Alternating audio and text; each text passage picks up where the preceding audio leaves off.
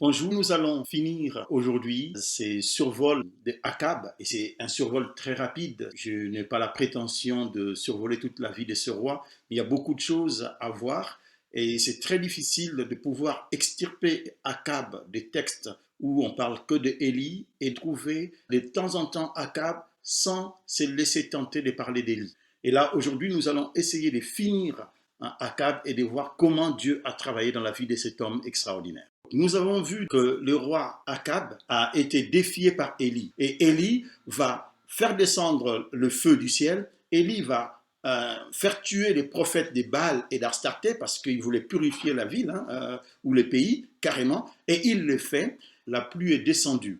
Akab rentre chez lui et il va maintenant raconter à Jézabel ce qui s'est passé. Nous lisons chapitre 19 à partir du verset 1er.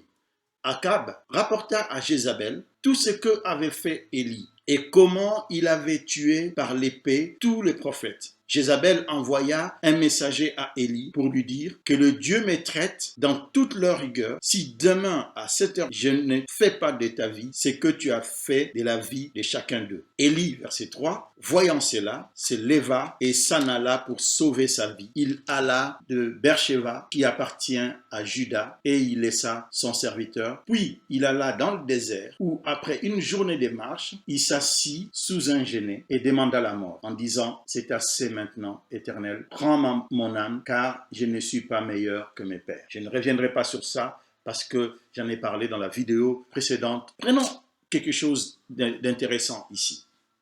C'est que Élie, à chaque fois qu'il y avait quelque chose, il s'est tourné vers Dieu.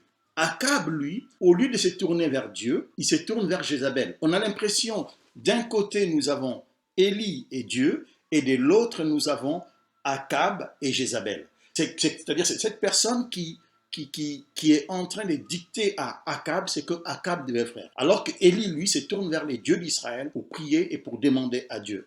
Et qu'est-ce que Jézabel va envoyer comme message à Élie? Si demain tu es en vie, ce n'est plus moi. Et notre prophète Élie, qui a fait des miracles extraordinaires, qui a fait descendre le feu du ciel, qui a fait descendre la pluie, qui a ressuscité un mort, qui a multiplié la nourriture d'une veuve, qui a mangé la nourriture des corbeaux, tout ce qu'il a vécu comme un miracle, d'un côté, et il va fuir une femme idolâtre et pécheresse comme Jézabel. C'est étonnant, je ne vais pas rentrer là-dedans, mais Élie était probablement très fatigué et Élie avait autre chose à régler avec Dieu. Et si vous voulez le voir, vous le verrez vers la fin du chapitre 19, comment Dieu il règle les problèmes d'Élie en lui démontrant toute sa puissance et comment Dieu il se manifeste. Mais revenons toujours sur Akab. Akab, malgré tout ce qu'il a vu, il va travailler avec Jézabel et il va négliger complètement ce que Élie lui a dit et ce que Dieu a fait. Dans toute sa bonté, Dieu continue toujours à accompagner Akab. Et on retrouve à nouveau Akab au chapitre 20 où il va être en guerre avec les rois de Syrie, Ben-Hadad. Dieu va être avec Akab et Dieu va même donner la victoire à Akab. Et je vous encourage à lire le chapitre 20. C'est ce roi qui a mis de côté Yahvé et qui ne veut même pas écouter malgré les avertissements que Yahvé va faire par Élie. Au chapitre 20, il y a Naboth qui a sa vigne et Akab va convoiter la vigne de Naboth, va faire tuer Naboth. Et qui a demandé à Akab de tuer Naboth? C'est Jézabel, donc son Dieu. On avait Baal et maintenant on a Jézabel qui est la femme qui porte les décisions dans la maison et qui dirige Akab. Ne perdons pas de vue les choses. Dieu a Akab à l'œil. Il regarde Akab. Tout ce que Akab fait intéresse Dieu parce que Dieu a la compassion pour les perdus. Dieu ne va pas le lâcher comme ça. Souvenez-vous de ce que nous avons dit depuis le début de ces vidéos. C'est qu'à chaque fois que Dieu parle à Élie, à chaque fois que Dieu envoie Élie, c'est presque jamais vers Israël. Il l'envoie toujours vers Akab et vers la maison d'Akab. Et ici, Dieu va à nouveau parler à Élie au chapitre 21 et nous lisons à partir du verset 17. Alors la parole de l'Éternel fut adressée à Élie le Tishbite en ces mots. Lève-toi, descends au devant d'Akab, roi d'Israël à Samarie. Le voilà dans la vigne de Naboth, où il est descendu pour en prendre possession. Tu lui diras, ainsi parle l'Éternel. N'es-tu pas un assassin et un voleur? Et tu lui diras, ainsi parle l'Éternel. Au lieu même où les chiens ont léché les sangs de Naboth, les chiens lécheront aussi ton propre sang. Akab dit à Élie, m'as-tu trouvé mon ennemi?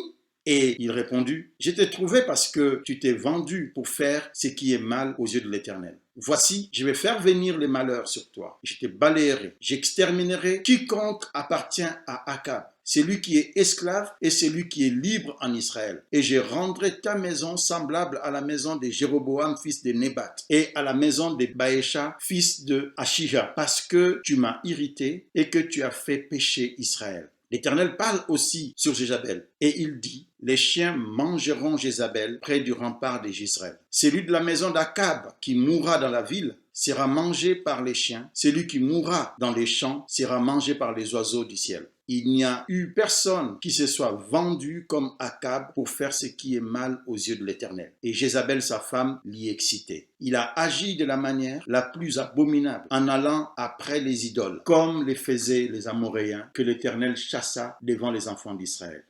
Dieu trouve que c'est trop. Trop, c'est trop.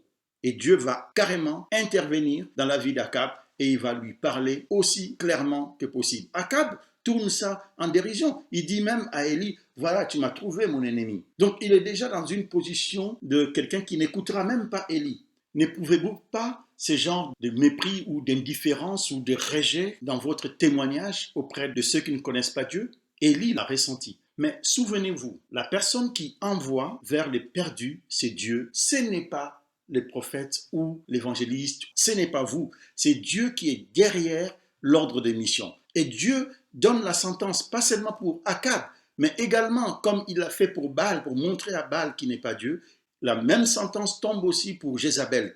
Et le verset 27, un grand changement que nous pouvons voir. Et j'ai lu, après avoir entendu les paroles d'Élie, Akab déchira ses vêtements, il mit un sac sur son corps et il gêna. Il couchait avec ses sacs et il marchait lentement. Et la parole de l'Éternel fut adressée à Élie le Tishbite en ces mots. Encore Dieu qui parle à Élie. Chaque fois que Élie bouge, c'est parce que Dieu a parlé. Et quand Élie bouge, c'est pour Akab ou sa maison. C'est magnifique de voir ça. Comment Dieu est rempli d'amour pour des gens qui les rejettent, même qui le méprisent et qui méprisent même ses envoyés. Dieu est rempli d'amour et il travaille. Le Saint-Esprit, le Seigneur Jésus a promis qu'on vaincra du péché et du jugement. Et là, on voit Akab qui est convaincu du péché et du jugement et qui s'humilie et qui dort avec un sac parce qu'il a compris qu'on ne joue pas avec Dieu.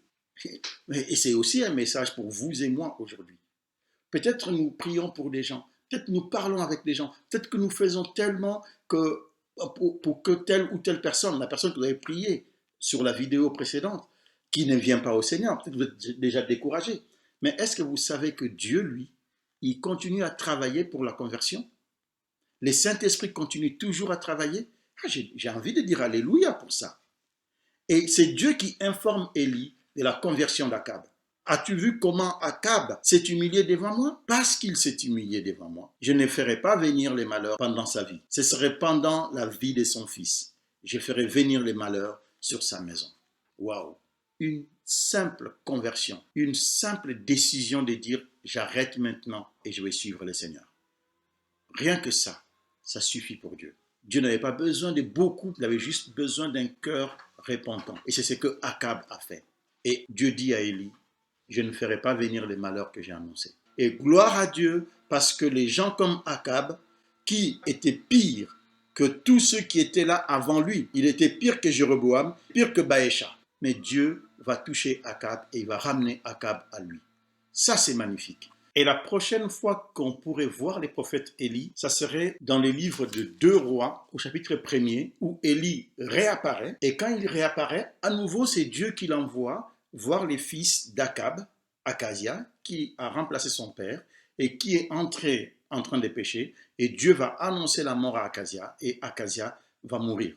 Et on tourne la page, on arrive au chapitre 2 et c'est là qu'on voit à nouveau Élie, mais cette fois-ci, il est en train de dire au revoir au prophète parce qu'il va monter vers le ciel. Sa mission est terminée.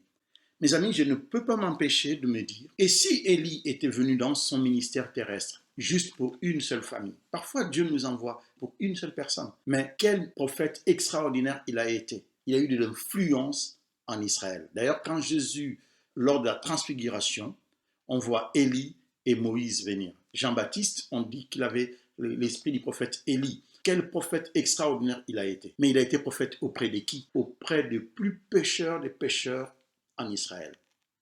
Et ça, c'est notre ministère, d'aller vers des hommes et des femmes complètement perdus, dont on n'a plus l'espoir du salut.